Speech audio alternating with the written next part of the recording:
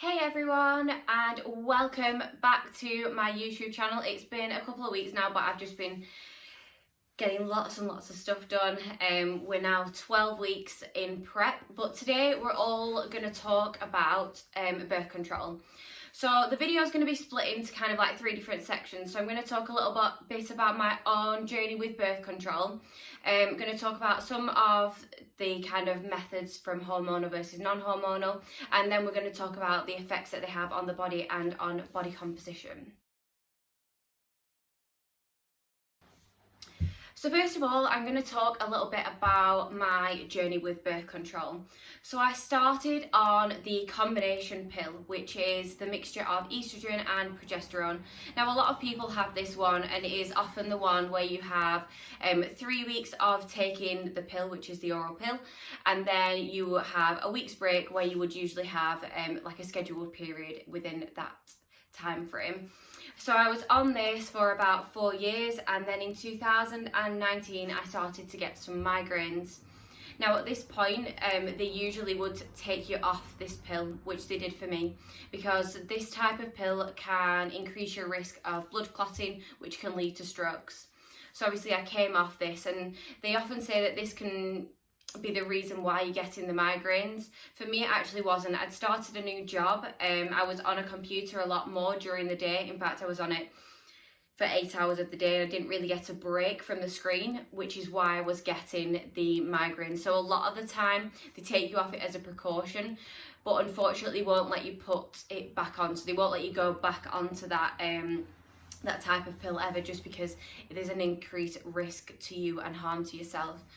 So then I went on the implant, which was in my arm here. You can kind of just see there's a tiny little scar there. It's literally so insignificant. And I absolutely hated it. It was awful. I just couldn't get on with it at all. I had really bad mood swings. I felt really quite depressed at the time. So usually they say that you should give it up to 6 months for it to kind of take full effect on your body. I think I had mine in for about 3 months, and I just said, look, you're going to have to take it out. And I really struggled with it, because I pushed and pushed and pushed to get it taken out, because it's not something that they would advise, but for my own mental health it was absolutely awful and I hated it. So I had that taken out. So I had a little bit of a break off everything, just to get my body's like natural hormones back to like a plateaued level. And I am now on the progesterone only tablet. So I can't go back on the combination of the estrogen and the progesterone. So I'm only on this progesterone only one now, and that is absolutely fine for me. So they say that on this pill that 50% of people will have a period, 40% of people won't, and then 10% have kind of like irregular, like spotting and things like that. I fit into the kind of irregular category. So my periods aren't really timed. I don't really have like a regular flow or a cycle. That just isn't how it works for me. But again, it is different for everyone.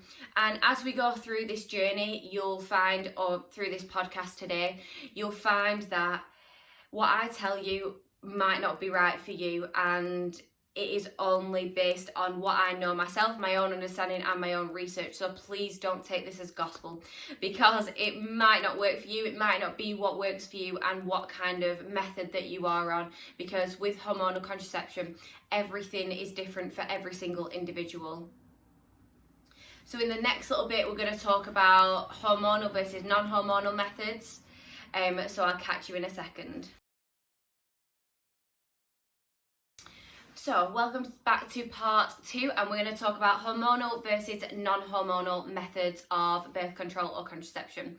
So to start with, our non-hormonal ones, which we're just going to talk about a little bit, literally for not a lot of time, because this is kind of all about like methods of birth control and how this affects you.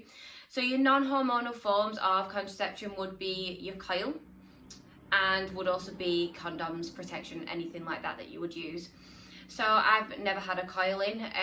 It has kind of, from friends that I've had them and research that I've done, it's kind of mixed for people. Some people get on with them, some people don't, and it's just kind of one of those. But it is a barrier method, essentially, for you to stop you getting pregnant, but it's not a hormonal way.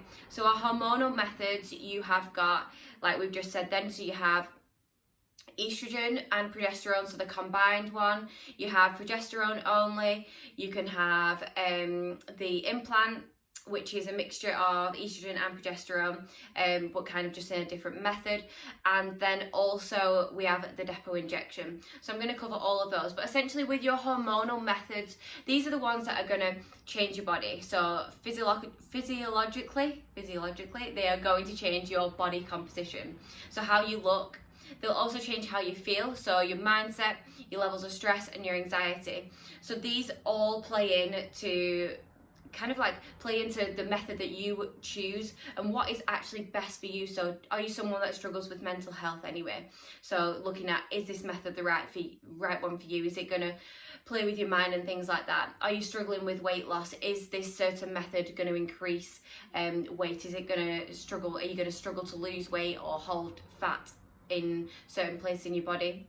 We'll look at all of that through the different methods, but essentially we've got hormonal, non-hormonal. We're going to park that, and we're just going to talk about our hormonal ones in the next little part of this video.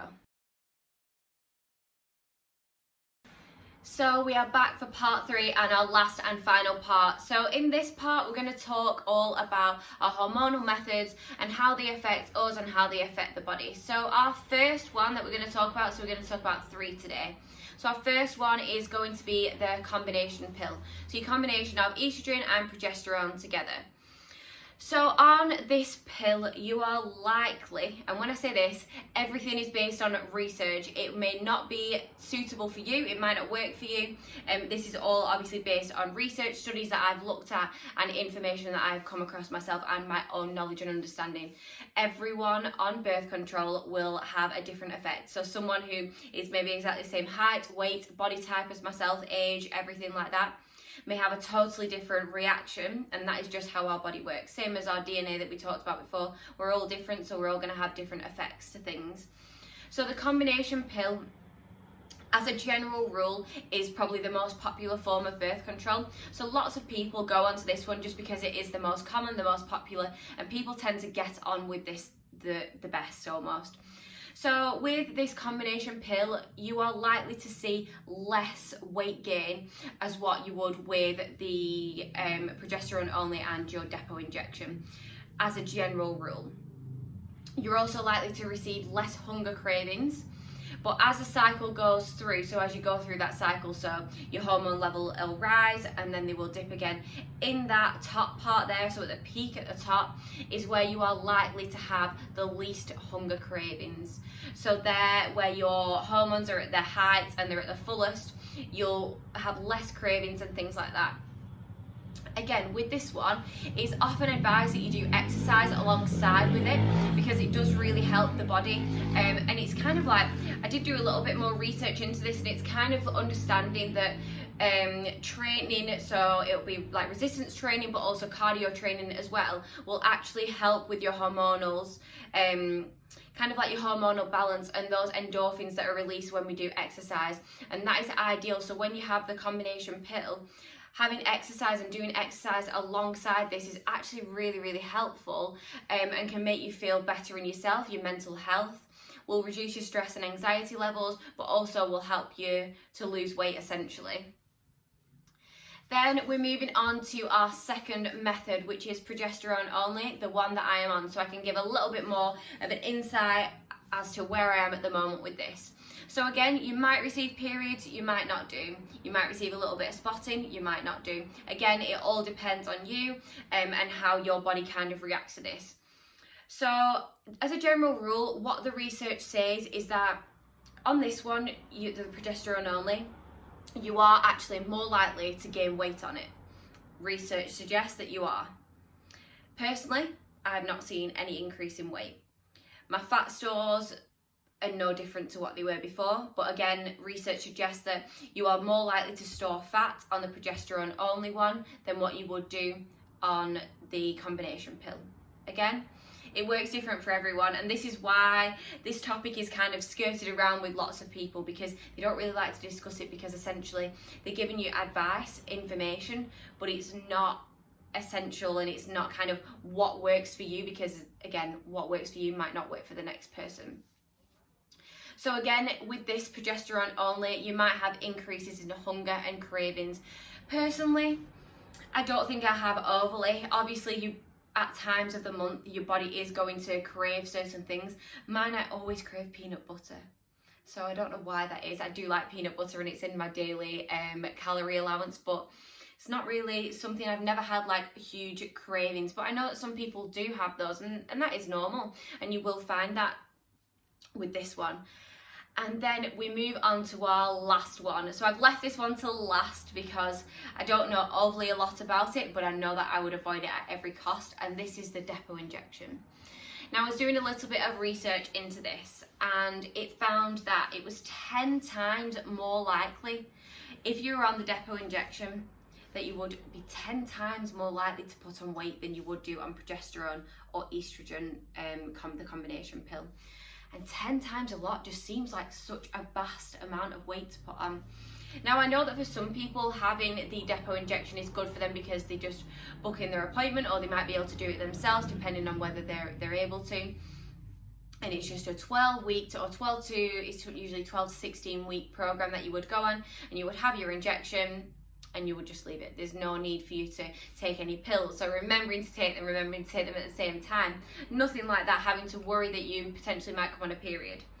But then again, some people will get spotting, some people will have irregular periods, some people will have none, some people will have regular ones. But that weight gain is absolutely incredible, and it's such a significant amount that potentially, or for me, I would never ever think about going on anything like that. But that again is just my opinion, and the next person might say, oh my gosh, I've been on this injection, it absolutely works beautifully for me. I find it really, really easy, really straightforward. I've never seen an increase in weight.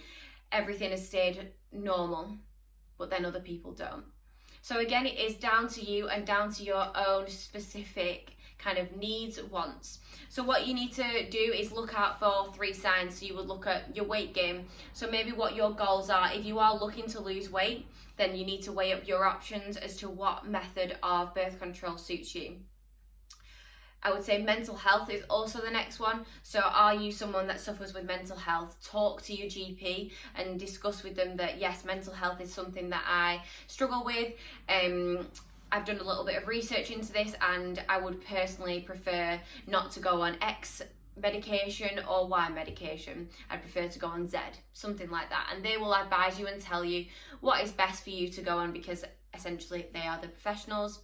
And finally, I will look at your mindset. So are you someone that is anxious, someone that gets easily stressed? For me, I kind of, with this progesterone only one, prior to this, when I was on the combination, I would say that little things bothered me, whereas now I'm kind of quite a laissez-faire, like I kind of am a bit more relaxed. Now, whether that is down to the progesterone pill is difficult to say, because my environment's changed. I have a standard 9-to-5 role now. My job isn't overly stressful, whereas prior to this, when I was on the combination pill, my job was. So again, you're looking at external factors which will affect this. I hope this has been really helpful for you guys. If you have any questions, always please give me a message. Remember to like, share and subscribe. I hope you've enjoyed this little bit of a vlog today. I hope it's been interesting, and I hope you've learned something new. Again, like I say, any questions, my inbox is always open. Give me a message. Enjoy your weekend, and I look forward to seeing you next time. Bye guys.